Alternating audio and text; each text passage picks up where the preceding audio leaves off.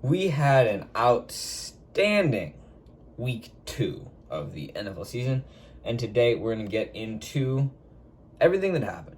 A lot occurred, a lot went down. There were some fights, some skirmishes, we'll leave it at fights. There were a few ejections, I believe, some potential suspensions. So just all things that we're going to be taking a look at, along with some injuries that also happened. I'll be taking a look at this side by side with my predictions for this week, which I did not do very good on. But that's kind of the downside of doing your predictions on Thursday for games that are not until Sunday or Monday. So let's get started. On Thursday, we had the Chargers versus the Chiefs. The Chiefs won 27-24. Got that one correct. Justin Herbert, 3 TDs, 1 pick. He played very, very well. Mahomes also had a very good game. I believe Herbert's 1 interception was a pick 6, though, which really cost them. It was like a 99-yard pick 6 or something like that. Mike Williams filling in for the injured Keenan Allen had a good game. 8 catches, 113 yards, and a touchdown. And that's about it. Chargers, if not for that 1 pick 6, they definitely would have taken that game home. Next up, we have the Panthers versus the Giants. Giants are off to a strong start this year, 2-0, a little bit unexpected. Panthers are 0-2. Giants won 19-16, a little bit of a weird score for a game, but it's to be expected. At least at some point, there's going to be some interesting scores.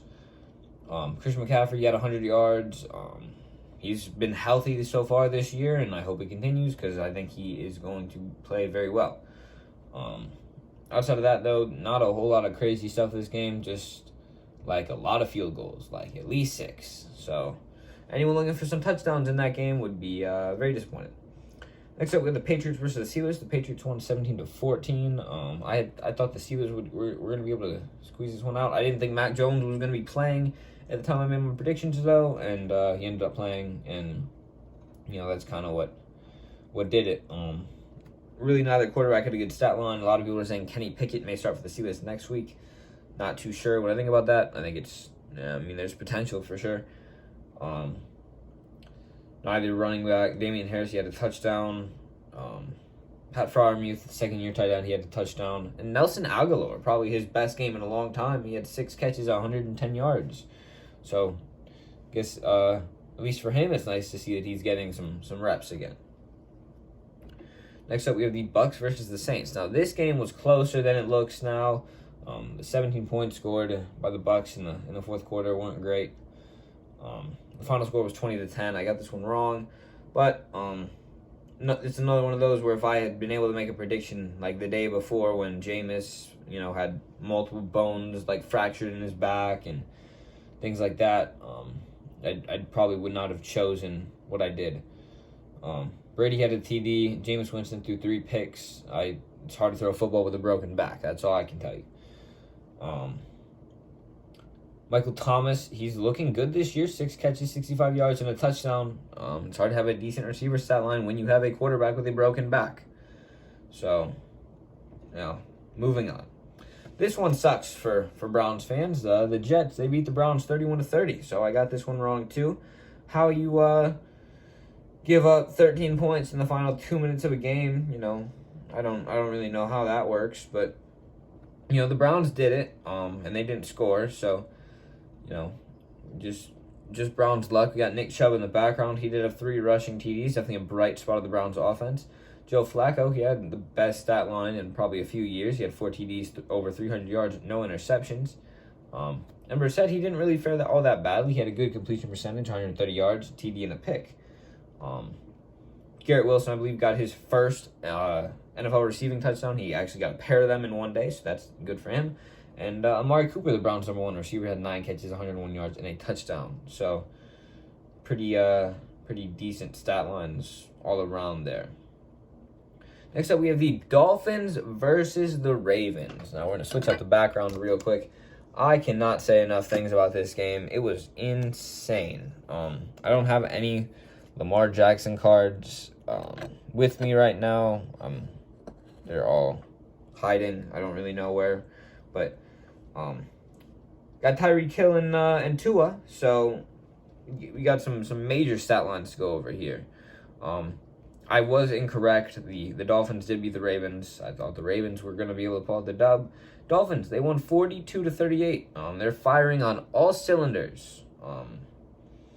Like, very literally. Tua, 469 yards, 6 passing touchdowns, and 2 interceptions.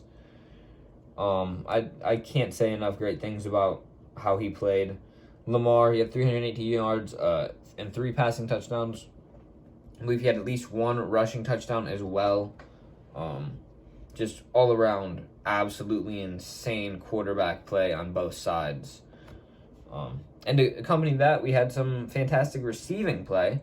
Tyreek Hill, man in the background, 190 yards, 2 TDs, 11 catches. I believe Jalen Waddle also had 11 catches.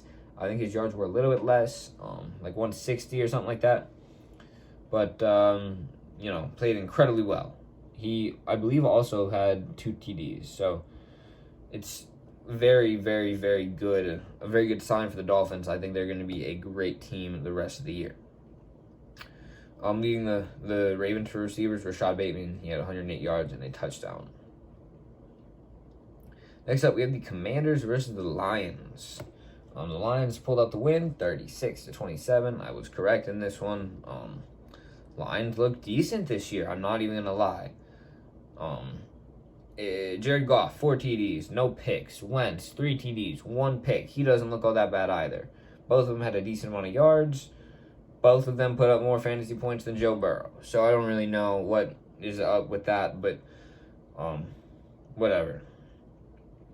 Antonio Gibson had a rushing touchdown. Amon-Ra St. Brown, he went off, 9 catches, 116 yards, 2 TDs. I'm just kind of surprised by how well the Lions played, but I picked them to win, and I was correct, so I'll just roll with it. The Jaguars, they managed to shut out the Colts. Don't really know how that happened. Jonathan Taylor didn't really do anything, which I'm annoyed about, because, have him in fantasy as well. He only had like 10 points, I think less than that, actually. Colts, 0-24. I don't know if this is an overreaction at the beginning of the year. The Colts look like garbage, so I don't know what that's about, but the Colts just look terrible. Matt Ryan threw 3 picks, and, it's hard to win a game when your quarterback throws 3 picks and no TDs. Trevor Lawrence, he's in the background because he's starting to look better. His completion percentage is really good. 235 yards, 2 TDs, no picks, nothing to complain about. He did very well. Christian Kirk also, 2 TDs, 78 yards on 6 catches. Definitely worth the money that Jacksonville paid him. It's panned out very well so far. Also, I was incredibly wrong in who would win that game because kind of thought the Colts would break their little streak of not being able to play against them. Next up, we got the Rams-Falcons. This one turned into a bit of a closer game than you probably would have expected. The Rams did win 31-27. The Falcons put up a lot more points than most people would have anticipated. Mariota, 2 TDs, 2 picks. Stafford, 3 TDs, 2 picks. He's just still turning the ball over a lot. So if you're the Rams, that might be a little bit worrisome, but, you got to the Super Bowl and won last year with him doing it, so I guess why not let him keep doing it. Drake London, I believe his second game ever in the NFL, 8 catches, 86 yards, and a TD, so not a bad stat line for him. Cooper Kupp, 108 yards, 2 TDs on 11 catches. Are we even surprised at this point? That's just what Cooper Kupp does. The Seattle Seahawks played the 49ers. This game is incredibly sad because of one reason. Trey Lance. Let's just quick moment of silence for his leg and ankle there. He should be out the rest of the year, but hopefully he will come back strong and be able to dominate when he does. So, end a moment of silence. The 49ers, they won 27-7, led by Jimmy Garoppolo for like 3/4 or more of the game, who only had 1 touchdown, but whatever. Geno Smith had 1 interception. Jeff Wilson didn't do a terrible job. He had 84 yards on the ground. Tyler Lockett, he played well, 9 catches, 107 yards, and DK was not really a factor in this game, unfortunately. Next up, we got the Houston Texans versus Denver Broncos. No real surprise here. The Broncos won 16-9. Broncos fans may be a little bit uncomfortable with the fact that Russell Wilson had the sub 50% completion percentage, 1 TD and 1 pick. So not great for him. Javonte Williams did all right, and Cortland Sutton had 122 yards and seven catches.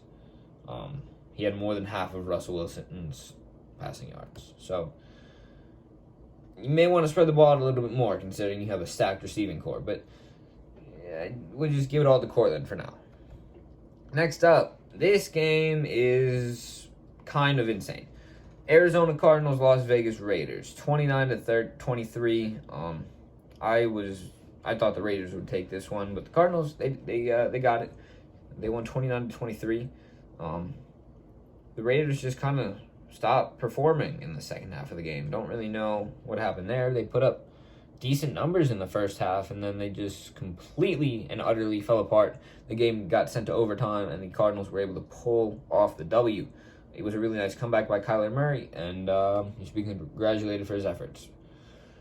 Darren Waller was probably the bright spot of the Raiders' offense. He had 6 catches for 50 yards and a touchdown. But they really need to get moving, because they're 0-2, and that division is not going to get losses very easily. So they need to keep moving if they want to stay in playoff contention. Next up, we have Bengals Cowboys. This one was also a major surprise as far as I'm concerned. The Cowboys won. They won 20-17, meaning my statement about you can't win with Cooper Rush, a quarterback, did not age well. But that's fine. I'm here to be wrong, I guess. 20-17 the final score. And it's not like Cooper Rush did anything great, but he had a TD and didn't turn the ball over. So that's kind of all you have to ask for from a second string quarterback that really should not have been playing at this point in the season. Joe Burrow, he had a TD, but really is not looking as good as he did last year. So not too sure what to think about that. And Noah Brown kind of came out of the woodworks and had 5 catches, 91 yards, and a TD for the Cowboys.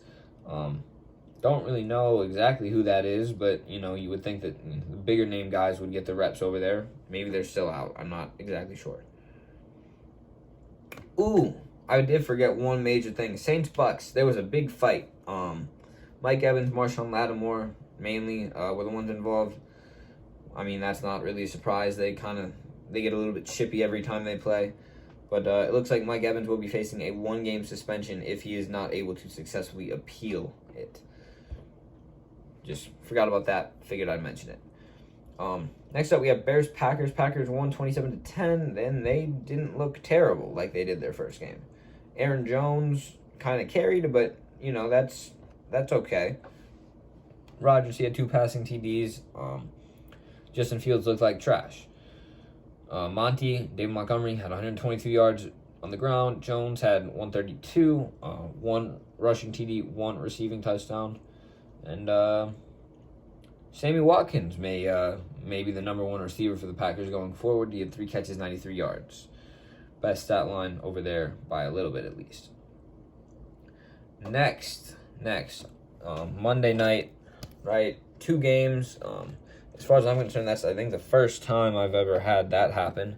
2 Monday night games. But it was definitely a good show for what I was able to watch. The Titans lost 7-41, so, that's not great for the Titans, who don't look all that hot. But the Bills, they're fantastic. Can't really say enough good things about them. Josh Allen, over 300 yards, 4 passing TDs, no picks. Which was the main concern heading into this week for him, because I believe he threw two last game. So, he fixed that. So I think anyone that was worried about Josh Allen for even a second has now been silenced. Ryan Tannehill, he had 2 interceptions and didn't really do much else. Derrick Henry had a touchdown. Stephon Diggs, he had 12 catches, 148 yards, and 3 touchdowns. That's what happens when Gabriel Davis does not play. Stephon Diggs just goes off. Gabriel Davis should be back next week, though, so you shouldn't really expect the same stat line from him then. Last game, we have the Vikings versus the Eagles. Eagles won 24-7, and I was very wrong about who I thought would win. Jalen Hurts I think, he had a lot of yards, 333, 1 TD, 1 pick. So it's not necessarily ideal. But I believe his 1 TD in the air was pretty deep, over 50 yards, and I believe he had some rushing TDs as well. So I think a pair of them actually. Kirk, he's not, he did decent last week, but he threw 3 picks and a TD. So his Monday night curse is back. Miles Sanders, he did all right. He had 80 yards on the ground, and that's really about it. The Eagles just kind of took the dub there. So if you enjoyed the video, let me know in the comments down below. I'm going to continue to try and make them a little bit shorter every week. Last week it was about a 20-minute video. That was a little bit of a pain to edit, so bumping it down a little bit here. We'll try and do that again next week. I'm trying to get it down to about a 12-minute video, and hope to do that consistently. Please stay tuned for my predictions and preview video, which will be coming out probably Thursday morning, Thursday evening, before the Thursday night game at some point. So stay tuned for that, and I will see you in the next one.